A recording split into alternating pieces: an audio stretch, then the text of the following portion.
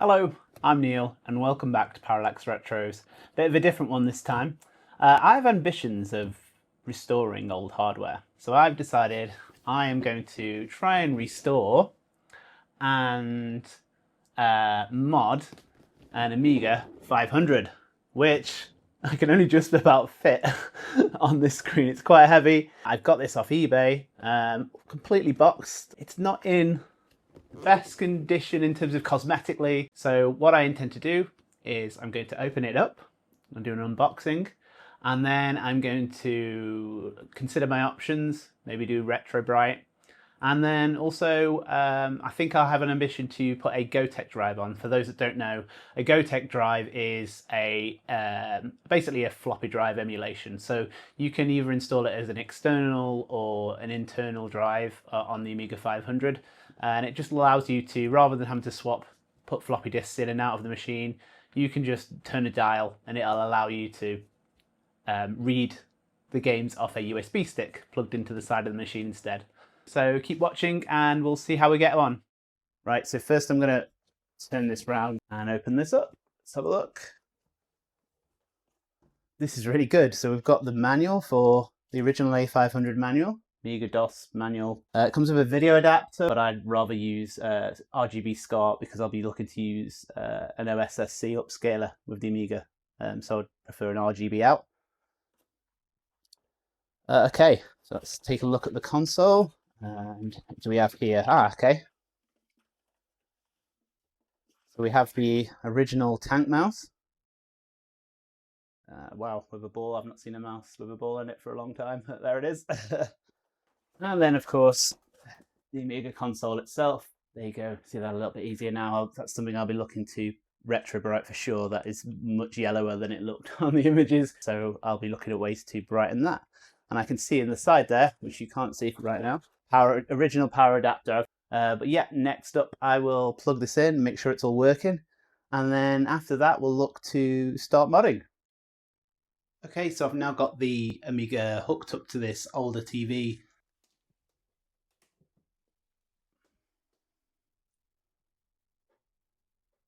And yep, I can hear you might not be able to hear it on the mic, but I can hear the disc trying to be read. And that's very familiar start screen on the Amiga, where if you've not inserted a disc, that's what you see. Before we can get to the Retrobright, I need to remove all the keys and the main board from the Amiga. So let's speed things up with a good old 80s montage.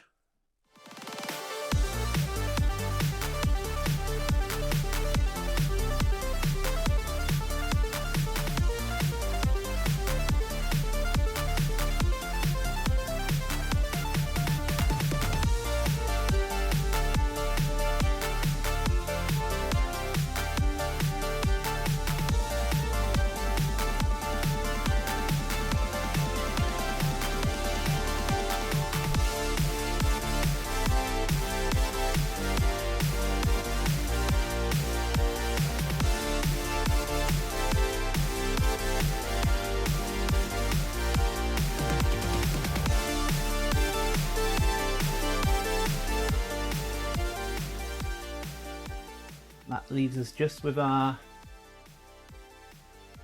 empty shell, the bottom half, as well as our top half. So those two combined with the keys will be Retrobrighting tomorrow.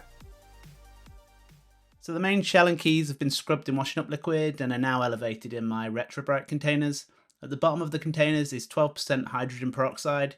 The idea is that the UV rays from the sun combined with the heat produces vaporized oxygen radicals which penetrate the plastic and break the chemical bonds of the yellow compounds.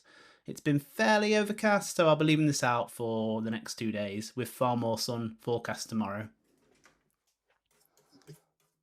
I've completely cleared the dust from here now using a brush, and I'm just using this toothbrush which I dipped in alcohol.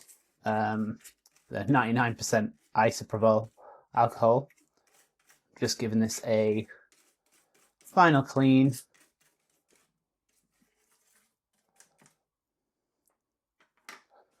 And the main board's looking really good actually. Just a courtesy clean really, it doesn't really need much. think I'm ready to put the keys back on now. So here are the springs and the tools and some of the metal bars that are on the keyboards, and of course the keys. So here's the final result. The keyboard's looking much cleaner. I'm really happy with it, to be honest. It looks fantastic. All that dirt and all that grubbiness is gone. The keys are looking way better. They're more closer to their natural cream colour now, compared to like a yellowy colour they were before, and the greyer keys are now grey rather than almost like a muddy brown. So I'm really happy with this. And next step, I'm going to put the main board back into the case and have a go at setting up the Gotek drive. Right, so I've now got the main board back in the case. I've placed a couple of the screws back on just to hold it in place, reaffixed the expanded memory, and I now have out the Gotek drive as well. So this is the Gotek drive. So this essentially will sit here and will replace the floppy drive. So the floppy drive's gone. I've still got it obviously, but I'm not going to use that in this setup. It'll allow me to insert USB in here of games, and this part here has an OLED screen and will allow me to switch between the games. So this display will, and that will sit on top of the grill on top of the Amiga. You can get them where everything's all in one board and you can have the screen on the side and the switch on the side, but I prefer to have something on top so it's easier for me to see rather than having to look around. So I managed to find this one on eBay ready-made. You can make up the Gotek drives yourself. I think it is open source hardware, but for simplicity and how cheap it was, I just went ahead and bought one off eBay instead. So I'll have a go at fitting that now. So I've already connected, as you can see, the connection between the main board and the Gotek drive, which will be for reading the disk, or what the Gotek drive does, it emulates the disk. So it'll be emulating the disk, and as far as the Amiga is concerned, it's reading the disk. So that's great because it just works as normal. However, obviously it's going to load games same speed as it would from a floppy disk, so it won't quite be as fast as emulated an Amiga like my A500 Mini. And then lastly, I think I just need to pop this on. I think this is for the power.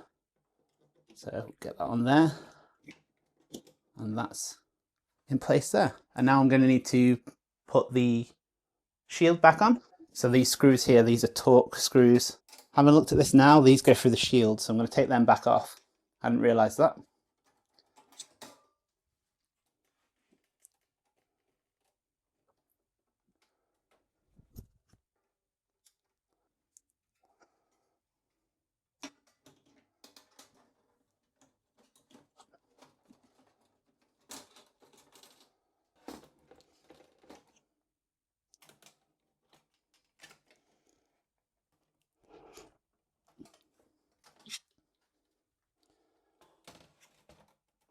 Okay, and the screw here, I think now I'm going to have to turn it over for the ones that are underneath. The screw on the side here. This is a Phillips. This is just the one that was on the disk drive, was holding it into place. It didn't come with any screws.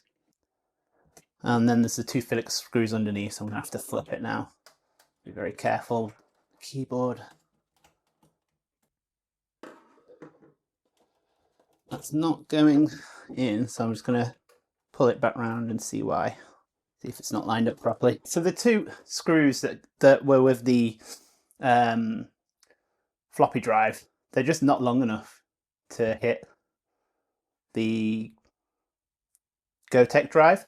However, the Gotek drive is secured with two screws already, one here and one on the inside, so I'm okay with leaving that for now. I'll maybe look at some standoffs in the future. So I'm going to now flip it and put the front of the case back on. So I've now got to get these ribbons from the OLED display and the switch for switching the games and into the Gotek drive itself.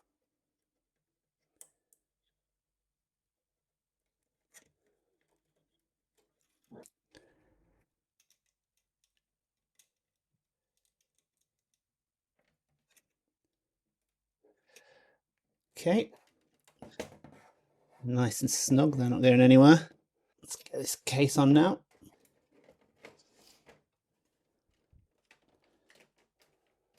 And flip it once more. Screw in the last 6 Torx screws from the bottom. So they go in here, here, here, and here, and here. So 1, 2, 3, 4, 5, 6. There we go.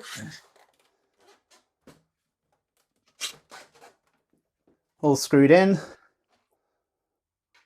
3D printing myself a new logo, which I'm going to stick on there momentarily. Very happy with that, looks nice and clean. And on to seeing if everything works.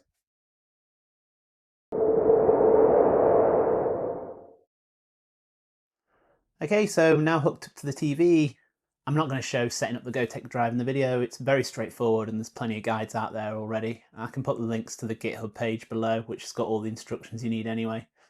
I've configured 2 games, Lemmings and Lionheart, so I'm just going to load Lemmings for now because I don't have a joypad on me. Okay, so I should be able to choose my disc. So you can see on here the OLED display showing me that I'm on Lemmings disc 1. The games won't load any faster than they would from a floppy drive, so it still takes a while for the games to load, so I probably will cut in a moment to when the game's loaded. And now we've got the cinematic for Lemmings. I'm really happy with this. I'm absolutely over the moon with how good the console looks. Now it's been cleaned and brightened, and the Gotek installation was super easy, and it's very convenient. Like, it just makes a legacy console like this, or a legacy computer, just viable to use, whereas buying floppy disks and maintaining floppy disks is incredibly difficult in this day and age, so it sort of brings new life into the Amiga. I'm really happy with it. Okay, so this is showing you how to change disks. So normally if you were playing on an original Amiga, you'd take out disc 1 and you'd have to put in disc 2 of this game, because this game came with 2 discs. But instead, use this knob on here to change to disc 2. I can see on here that it's now got disc 2 loaded, and I just click the button and that should load disc 2. So we'll just go on 1 player mode and I'll play through the first level. Very easy level, the first one, just dig. You don't even need to get all of them digging, you can just do one. A very easy start to the game, Lemmings. I think that's one of its charms. It breaks you in gently before getting very difficult towards the end. The power brick is making the loudest coil whine I've ever heard, so I'll probably end up replacing that with a modern one. I'll also likely put some UV protection on the case. I've heard that's the way forward to stop it from going yellow again. And what I'll do next is I will hook up the console to my OSSC, and I'll get some game footage that's upscaled and see how that looks compared to some of my emulated footage from games I've played previously. So now for a side-by-side comparison of my Amiga 500 upscaled on the left using my OSSC, so that's ×5, so 1080p image, and on the right we've got my A500 Mini. So what's interesting here is I've noticed when I played this back before that the A500 is slower at moving forwards here, yet the character you're about to see comes on screen at the same time. I've not edited this. That's quite unusual. I don't know why that happens. Maybe someone in the comments can tell me. But if you look at the detail on the character's back, I feel strongly that the A500 and upscaler on the left, there's far more detail. If you look at these images now, the one on the right's quite smudged in comparison, and you see more pixels and more colours on the one on the left, as in the original A500.